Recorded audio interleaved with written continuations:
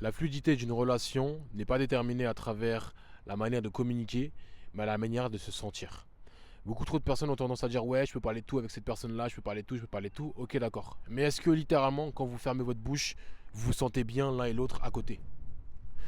Je ne pense pas que ce soit le cas d'énormément de personnes. Parce qu'on va pas se mentir, énormément de personnes aiment bien avoir une forme de dopamine constante. Oui, mais j'aime bien parler avec lui, tout ça. Bref, c'est de la masturbation intellectuelle.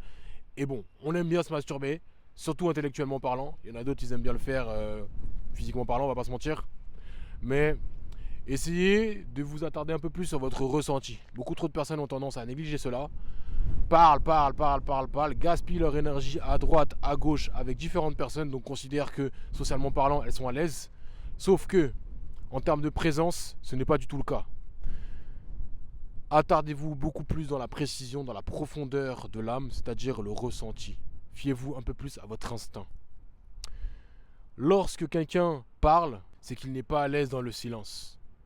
Et le silence dit beaucoup de choses dans les relations sociales.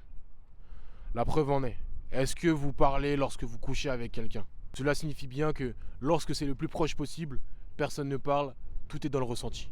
Donc soyez connectés avec votre ressenti. La présence est très importante. Les paroles, ce n'est que du mensonge.